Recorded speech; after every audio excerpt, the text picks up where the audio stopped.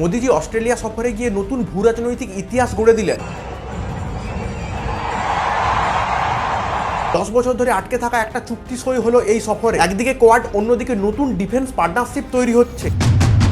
এটা কি শুধু ইউরেনিয়াম চুক্তি, নাকি চীনকে ঘিরে আরো কোনো বড় নতুন কৌশল আসছে আমাদের ভারত আর অস্ট্রেলিয়া শুধু সমুদ্রের ওপরে নয়, সমুদ্রের নিচেও নজরদারি বাড়াতে চাইছে। এই দুই দেশের সামরিক সহযোগিতা এমন জায়গায় পৌঁছেছে যা কয়েক বছর আগেও কল্পনা করা কঠিন ছিল। অস্ট্রেলিয়া এয়ারপোর্ট থেকে বেরোনোর সময় ভারতীয় নাগরিকরা স্বাগতম জানিয়েছে। ভারত মাতা কি জয়। শুধু এটাই নয়, অস্ট্রেলিয়ার মার্ভেল স্টেডিয়ামে মোদিজিকে প্রায় 30,000 মানুষ ওয়েলকাম করেছে। সঙ্গে ভারতের জাতীয় সঙ্গীতও গাওয়া হয়েছে। এখন প্রশ্ন হলো, হঠাৎ কেন এত তাড়াহুড়ো?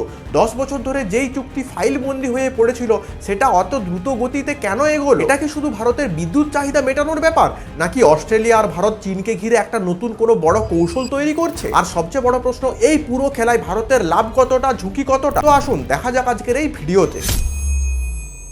অস্ট্রেলিয়া এটা এমন একটা দেশ যার কাছে পৃথিবীর 4 ভাগের 1 ভাগ ইউরেনিয়াম মজুদ রয়েছে, মানে গোটা ওয়ার্ল্ডের 25%। আরেকটা দেশ মানে আমাদের ভারত, যার পারমাণবিক বিদ্যুতের চাহিদা প্রতি বছর লাফিয়ে লাফিয়ে বাড়ছে। দেখুন, 8 থেকে 10 জুলাই আমাদের মোদিজি অস্ট্রেলিয়া সফরে গিয়েছিলেন। মোদিজির এই সফরকে ঘিরে গোটা বিশ্বে শোরগোল পড়ে গেছে, কারণ এটাকে সবাই দীর্ঘদিনের একটা কৌশলগত উদ্যোগ বাস্তবায়নের মুহূর্ত হিসাবে দেখছে। আর সবচেয়ে বড় কথা, যেই ইউরেনিয়াম চুক্তির কথা 2014 সালে প্রথম শোনা গিয়েছিল, সেই চুক্তি 2026 সালে এসে বাস্তব রূপ নিয়েছে। ভারত ও অস্ট্রেলিয়া শান্তিপূর্ণ উদ্দেশ্যে অস্ট্রেলিয়ান ইউরেনিয়াম ভারতে বিক্রি করার জন্য প্রশাসনিক ব্যবস্থা সব মিটিয়ে নিয়েছে। শুধু এই একটা জিনিসই নয়, এর সঙ্গে দেশের প্রতিরক্ষা, ক্রিটিক্যাল মিনারেল এবং দেশের প্রযুক্তি নিয়েও বড় বড় চুক্তি হয়েছে। এই বৈঠকটা মূলত মোদিজির 3 দেশীয় ইন্দো প্যাসিফিক সফরের অংশ, যেখানে মূল ফোকাস ছিল গ্লোবাল অনিশ্চয়তা, সাপ্লাই চেন বিঘ্ন আর জ্বালানি নিরাপত্তার ওপর। কিন্তু এখন প্রশ্ন হলো, এই চুক্তি এত দ্রুত গতিতে কেন সেরে ফেললো আমাদের ভারত?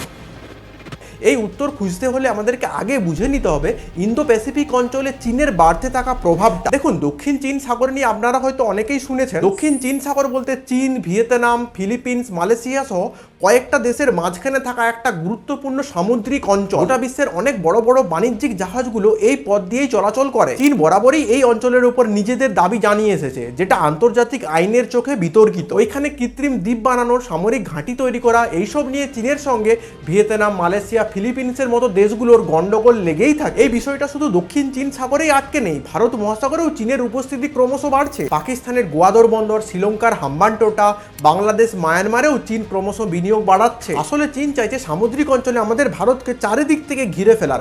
সেই জন্য আমাদের ভারতের নিরাপত্তা বিশ্লেষকরা দীর্ঘদিন ধরে চিন্তিত। তবে এই চীনকে জব্দ করার জন্য 2004 সালে শুরু হয়েছিল কোয়াড। এই কোয়াড হলো ভারত, আমেরিকা, অস্ট্রেলিয়া, জাপান, এই 4টি দেশ মিলে ইন্দো প্যাসিফিক অঞ্চলে নিজেদের নিরাপত্তা এবং কৌশলগত সহযোগিতা বাড়ানোর জন্য একটা জোট। বিশ্লেষকরা মনে করেন এই জোটের অন্যতম কারণ ছিল এই অঞ্চলে চীনের দিনকে দিন বাড়তে থাকা প্রভাবকে আটকানোর জন্য। তারপর প্রায় 10 বছর এটা নিষ্ক্রিয় ছিল, তারপর 2017-18 সালে এটা আবার সক্রিয় হয়েছে। মানে দেখুন, অস্ট্রেলিয়া ভারত এই দুই দেশেরই নিজস্ব কারণ আছে চীন থেকে সতর্ক থাকা। ভারতের যেমন চীনকে নিয়ে সীমান্তে সমস্যা, সেরকম অস্ট্রেলিয়ার সমুদ্রপথে নিরাপত্তা সমস্যা। দুই দেশের সমস্যা আলাদা আলাদা হলেও সমাধান কিন্তু একদিকে যাচ্ছে। একবার এই ম্যাপে দেখুন, পশ্চিমে ভারত, দক্ষিণে অস্ট্রেলিয়া, উত্তরে জাপান আর আমেরিকার শক্তিশালী নৌবাহিনী ছড়িয়ে ছিটিয়ে রয়েছে গোটা প্রশান্ত মহাসাগর জুড়ে। চীনের এই ব্যাপারটা মাথায় রাখবেন, তাহলে পুরো বিষয়টা বুঝতে সুবিধা হবে।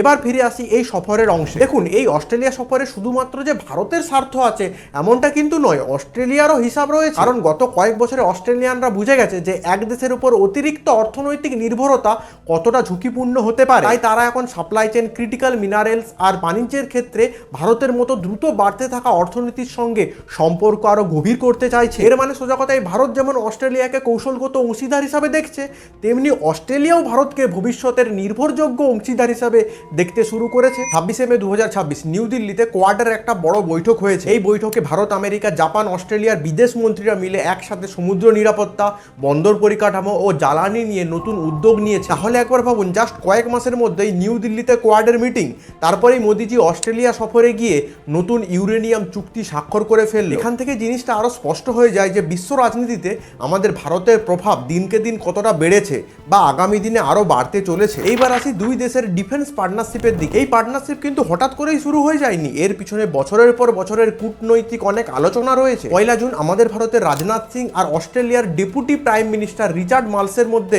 একটা বৈঠক হয়। এই বৈঠকের সবচেয়ে গুরুত্বপূর্ণ অংশ হলো সামুদ্রিক নিরাপত্তা। ভারত মহাসাগরের বিভিন্ন অঞ্চলে সমুদ্রের ওপরে সমুদ্রের নিচে কোন দেশের জাহাজ টহল দিচ্ছে, কে কি করছে, সবকিছু কিন্তু নজরদারি চালাবে এই দুই দেশ যৌথভাবে। এই নজরদারির একটাই কারণ, ভারত মহাসাগরে চীনের সাবমেরিন কার্যক্রম দিনকে দিন বেড়েই চলেছে। সেই জন্য আমাদের ভারত আগের থেকে নিরাপত্তা ব্যবস্থা ঠিক করে নিতে চাইছে। এছাড়াও এই দুই দেশের স্থলবাহিনী, নৌবাহিনী, বিমান বাহিনী প্রয়োজন মতো একে অপরের সাহায্য করবে। এখানে আরো একটা গুরুত্বপূর্ণ বিষয় আছে, ভারতের একজন আর্মি অফিসার 2028-29 সালে অস্ট্রেলিয়ান ডিফেন্স কলেজে মোতায়েন হবে। মানে এটা শুধু অস্ত্র কেনাবেচা বা পার্টনারশিপ করার সম্পর্ক না, এটা একটা দীর্ঘমেয়াদী প্রাতিষ্ঠানিক সম্পর্ক তৈরি করার চেষ্টা চলছে। এখন আপনাদের মধ্যে কারো কারো মাথায় আসতেই পারে যে এই ইউরেনিয়াম চুক্তি সই করে আমাদের ভারত ইতিহাস গড়ে দিল। তাহলে এই ইউরেনিয়াম চুক্তি এতটা গুরুত্বপূর্ণ কেন? কারণ আমাদের ভারতে বিদ্যুতের চাহিদা দিনকে দিন বেড়েই চলেছে। আমাদের ভারত সৌর আর বায়ু শক্তি দিয়ে বিকল্প পথ বের করতে চাইলেও এই দুই শক্তি দিয়ে কিন্তু সবসময় বিদ্যুৎ উৎপাদন করা যায় না। কারণ সৌর শক্তিতে সূর্যালোক সবসময় সমান পাওয়া যায় না, ঠিক সেরকম বায়ু শক্তিতেও বায়ু সমানভাবে সবসময় পাওয়া যায় না। সেই জন্য আমাদের ভারত ইউরেনিয়াম থেকে বানানো পারমাণবিক বিদ্যুৎ শক্তির উপর জোর দিচ্ছে, কারণ এই পারমাণবিক বিদ্যুৎ কেন্দ্র নির্বিচ্ছিন্নভাবে দিন রাত বিদ্যুৎ দিতে পারে। তাহলে বিষয়টা এখানেই স্পষ্ট হয়ে যাচ্ছে যে আমাদের বর্তমান ভারত সরকার আমাদের সকল ভারতবাসীর বিদ্যুতের চাহিদা মেটানোর জন্য খুব সুন্দর একটা বিকল্প পথ বার করতে চলেছে। এখনো যদি আপনাদের মধ্যে কারো কারো মনে হয় যে আরে শুধুমাত্র বিদ্যুতের চাহিদা মেটানোর জন্য ইউরেনিয়াম কিনছে ভারত, এতে এত বাড়াবাড়ি করার কি আছে, তাদের উদ্দেশ্যে আমি একটা কথাই বলবো, এই ইউরেনিয়াম থেকে কিন্তু বড় বড় পারমাণবিক অস্ত্রও বানানো যায়। আর ঠিক সেই জন্যই বিশ্বের সমস্ত বড় বড় দেশগুলোর নজর এই ভারত অস্ট্রেলিয়ার ইউরেনিয়াম চুক্তির ওপর পড়েছে। আর বর্তমান সময়ে পারমাণবিক অস্ত্র কতটা কার্যকর সেটা আশা করছি গোটা বিশ্ব বুঝে গেছে আমেরিকা, ইরান আর ইসরায়েলের যুদ্ধে। আর আমি তো আগেই বলেছি গোটা পৃথিবীর 4/1 ইউরেনিয়াম শুধুমাত্র অস্ট্রেলিয়াতেই রয়েছে। দেখুন আমাদের ভারতের খনিগুলোতে ইউরেনিয়াম খুবই কম পরিমাণে পাওয়া যায়। আমাদের ভারতে যত পরিমাণ ইউরেনিয়াম প্রয়োজন হয় তার 70 থেকে 80%ই বাইরে থেকে কিনে আনতে হয়। এই ইউরেনিয়াম অন্য দেশ থেকে কেনাও কিন্তু অত সহজ নয়, কারণ এই ইউরেনিয়াম থেকে পারমাণবিক অস্ত্র তৈরি হয়। সেই জন্য কোনো দেশ সহজে বেশি পরিমাণে ইউরেনিয়াম দিতে চায় না কোনো দেশকে। তারপর তো আমেরিকার বিভিন্ন রকমের চুক্তি রয়েছে, এই দেশ ওই দেশকে এই দিতে পারবে না, ওই দেশ এই দেশকে ওই দিতে পারবে না। তবু এত বছর ধরে আমাদের ভারত কাজাকিস্তান, কানাডা, রাশিয়া আর উজবেকিস্তান থেকে প্রয়োজনীয় ইউরেনিয়াম নিয়ে এসেছে। ভারতের গবেষকরা মনে করছেন আগামী 15-20 বছরে ভারতের জ্বালানি চাহিদা আরো 3 গুণ বাড়তে চলেছে। এতদিন ধরে রাশিয়ার উপরেই সব থেকে বেশি নির্ভরশীল ছিল আমাদের ভারত ইউরেনিয়ামের জন্য। অস্ট্রেলিয়ার সঙ্গে এই চুক্তির ফলে রাশিয়ার উপর অতিরিক্ত নির্ভরতা অনেকটাই কমবে আমাদের ভারতে। মানে দেখুন রাশিয়ার সঙ্গেও আমাদের ভারতের ভালো সম্পর্ক রয়েছে, প্লাস অস্ট্রেলিয়া থেকেও আবার ইউরেনিয়াম আসবে।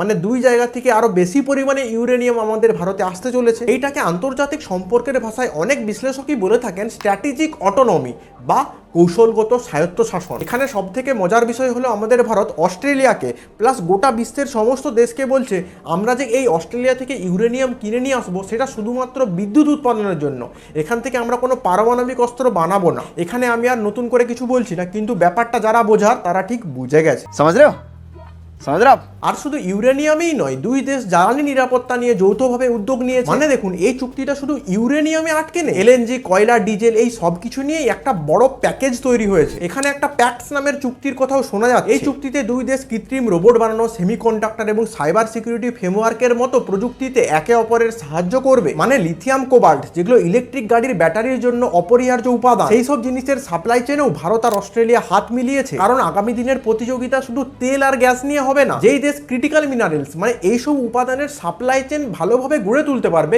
সেই দেশ আগামী দিনে অ্যাডভান্স ম্যানুফ্যাকচারিং এ আরো এগিয়ে যাবে। এবার আসি এই সব কিছুর মধ্যে চীনের অবস্থানটা কোথায়। দেখুন চীন কিন্তু কোয়াড নিয়ে বরাবরই সমালোচনা করে। চীন বরাবরই বলে এসেছে যে এই 4 দেশ জোটবদ্ধ হয়ে নতুন সংঘাত মানে নতুন ঝামেলা পাকানোর চেষ্টা করছে। চীনের যুক্তি দক্ষিণ চীন সাগরের সেই সামুদ্রিক অঞ্চল সেটা নাকি তাদের সামরিক কার্যকলাপ এবং সীমান্ত রক্ষার জন্য নাকি তাদের প্রয়োজন, আর কোয়াড নাকি তাদের এই অঞ্চল ঘিরে ফেলার চেষ্টা চেষ্টা করছে। তবে এখানে সব থেকে ইন্টারেস্টিং ব্যাপার হলো চীনও কিন্তু চুপচাপ বসে নেই। আমাদের ভারত যেমন সামুদ্রিক অঞ্চলে নিরাপত্তা ব্যবস্থা ঠিক করার জন্য বিভিন্ন দেশের সফরে যাচ্ছেন, বিভিন্ন চুক্তি করছেন, সেরকম ঠিক চীনও নিঃশব্দে একটা পাল্টা কাঠামো তৈরি করছে। আর এই চীনের পাল্টা কৌশলের কেন্দ্রে রয়েছে পাকিস্তান। আমি তো আগেই বলেছি পাকিস্তানের গোয়াদর পোর্টে চীন বিনিয়োগ করছে, চীন পাকিস্তান বিভিন্ন অর্থনৈতিক করিডোর তৈরি করছে, এর সঙ্গে তো বিভিন্ন রকমের চীনা যুদ্ধ বিমান, বিভিন্ন রকমের অস্ত্রশস্ত্র সরবরাহ করতেই থাকে পাকিস্তানকে। এই জিও পলিটিক্সের পুরো খেলাটা বুঝতে পারছেন? আমাদের ভারত যেমন নিরাপত্তা ঠিক করার জন্য কখনো অস্ট্রেলিয়া যাচ্ছে, কখনো ইন্দোনেশিয়া যাচ্ছে,